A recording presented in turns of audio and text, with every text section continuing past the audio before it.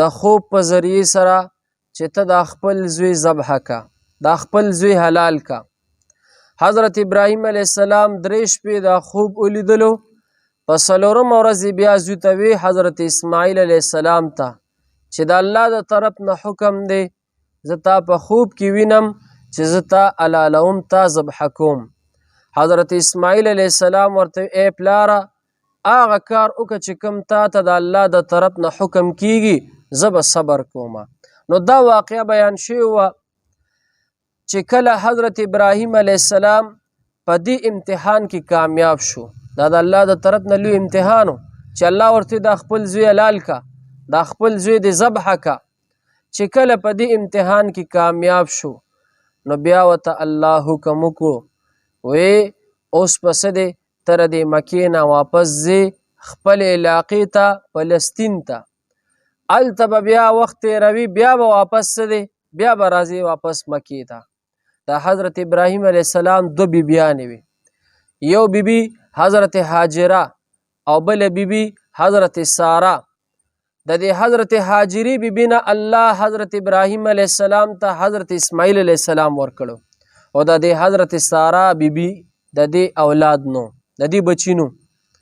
نو حضرت ساره رضی الله تعالی عنها د دې بچی نو الله تعالی حضرت ابراهیم علیه السلام ته حکم وکړو چې ته واپس لاړ شه خپل کلي علاقې ته.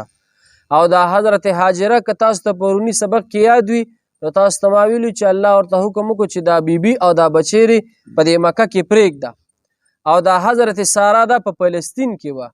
نو حضرت اسماعیل علیه السلام او مور چې دا په مکه کې وو، او حضرت ساره دا په فلسطین کې وه. حضرت ابراهیم علیه السلام د الله په حکم را روان شولو، واپس راغی خپل کلي علاقې ته. چې څنګه کلي علاقې ته راورسېدو الله ورته فرشته راولېږله. فرشته الله راولېږله د خوشخبرۍ په طور باندې، داسې خوشخبري ورته ورکه وی الله به د حضرت ساره نه بچی درکوي، هغه به هم پیغمبر وي او نوم به وي حضرت اسحاق علیه السلام. ګورئ جی حضرت حاجرې نه الله زوی ورکو حضرت اسماعیل علیه السلام هم پیغمبر. د دویمې بیبي نه الله زوی ورکوي حضرت ساره نه زوی الله ورکوي حضرت اسحاق علیه السلام، هغه هم پیغمبر. ګورئ جی دا خوشخبری الله ورکړله. یو امتحان نه پس الله تعالی حضرت ابراهیم علیه السلام ته خوشخبری ورکړله. څومره غټ امتحان چې اور ته وغورځېدو، الله ورله خوشخبری ورکړه زوی حضرت اسماعیل علیه السلام. او بیا چې دویم امتحان الله ورته دا زوی د حلال کا، دا ازمایښت امتحان دی الله طرف نه. حضرت ابراهیم علیه السلام کې کامیاب شلو، الله ورله خوشخبری کې څه دی په خوشحالۍ کې ورله الله څه دی د دویم زی زیری ورکو چې زوی به دې کیږي حضرت اسحاق علیه السلام. ګورئ جی حضرت اسماعیل علیه السلام په اولاد کې زمونږ رسول الله مبارک دی. په خبره پوه شوې؟ د حضرت اسماعیل علیه السلام په اولاد کې زمونږ د رسول الله مبارک دی، او د حضرت اسحاق علیه السلام په اولاد کې حضرت یوسف علیه السلام دی. تاسو په خبره پوه شوې؟ حضرت اسحاق علیه السلام ورله الله ورکړلو، او چې کله ورله الله د حضرت اسحاق علیه السلام ورکو نو په دغه ټیم کې د حضرت ساره عمر چې دی هغه 90 سالو. څونه لکه 90 سال. او د حضرت ابراهیم علیه السلام عمر 120 سالو. څونه لکه 120 سال. او بچی څوک ورکوي؟ الله ورکوي. د دې نه مخکې الله نه ورکول الله وغوښتل، اراده ورته وکړله حضرت ساره نه ولا الله حضرت اسحاق علیه السلام ورکو. او فرشتي الله راولېږلې حضرت ابراهیم علیه السلام ته. فرشتي چې څنګه راغلې نو اول دا فرشتي انساني شکل کې راغلې وي. حضرت ابراهیم علیه السلام نه پیژندل چې دا فرشتي دي، انساني شکل کې وي. حضرت ابراهیم علیه السلام دا جوړه ملمانه دي، هغه په خپل دیره کې په خپل بیټک کې کېنول او لاړل کور ته. اډر یې وکړو ویشا به سقې حلال کې او ریت کړې او سورې کې، او زما ملمانه راغلي. چې کله هغه سقې ولې راویستلو نو فرشتي خو خوراک نه کوي زمونږ ستاسو په شان. موږ خوراک کوو، روټۍ خورو، چای څکو، اوبه څکو، هر څه کوو. فرشتي خوراک نه کوي. د فرشتو خوراک څه دی؟ ذکر اذکار، د الله عبادت. نو فرشتو خوراک نه کولو. حضرت ابراهیم علیه السلام ورته وایي تاسو خو ناشنا خلق کې، تاسو دا خوراک ولې نه کوئ؟ څه وجه ده؟ حضرت ابراهیم علیه السلام ورته دا وویل فرشتو ته یریږه مه، موږ انسانان نه یو، موږ فرشتي یو. موږ الله را لېږلي د یو 2 خبرو دپاره. یو خبره ده چې تا ته به موږ خوشخبري درکو، تا ته د خوشحالۍ زیری درکو، تاله به الله زوی درکوي. حضرت اسحاق علیه السلام ګوره. او بله دا چې موږ الله را لیږلو د حضرت لوط علیه السلام په قوم باندې بطور عذاب، هغې باندې به څه دی عذاب به راځي. موږ د هغې عذاب دپاره الله څه دی را لیږلو، تا ته هم خوشحالي درکړه او هغې دپاره څه دی عذاب دی. نو ګوره څومره لوی مقام دا د څه د وجې نه چې د الله په وحدانیت کلک ولاړ، د الله په وحدانیت کلک ولاړ. دواړه زامن پیغمبران، حضرت اسماعیل علیه السلام، حضرت اسحاق علیه السلام. نو دا د الله جل شانو طرف نه په حضرت ابراهیم علیه السلام باندې دا دریم امتحانو. بل ورپسې بیا ازمایش دو چې بیا حضرت ابراهیم علیه السلام ته الله حکم وکړو ویل دا حضرت ساره او حضرت اسحاق علیه السلام دا پرېږدو سپکلي کې، اوس لاړ شه واپس مکې ته راغی او حضرت اسماعیل علیه السلام یې ځان سره کو. الله ورته شابه وی دلته د دې څلورو غرونو ترمنځه د بیت الله شریف بنیادونه دي، د بیت الله شریف بنیادونه راښکاره که، د بیت الله شریف تعمیر وکړه.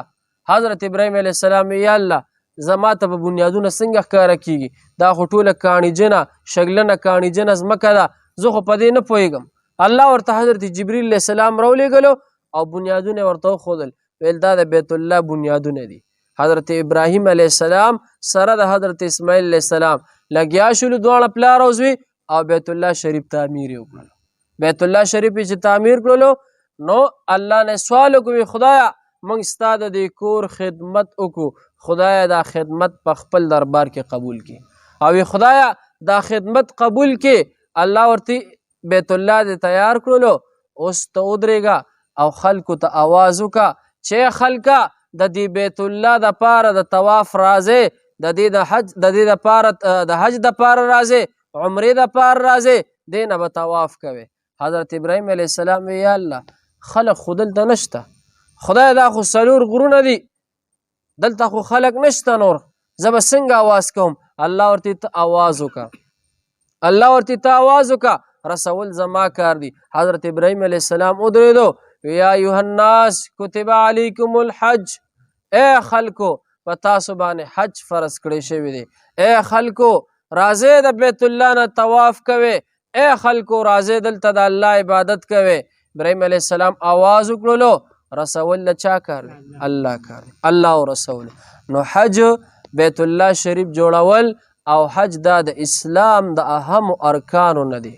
اسلام 5 ارکان دي کنه، لا اله الا الله محمد رسول الله، اقرار کول او د دې تصدیق کول د زړه نه، دویم ورپسې مونځ، روژه، حج، زکات. په خبره پیښ دا د اسلام اهم رکن دی.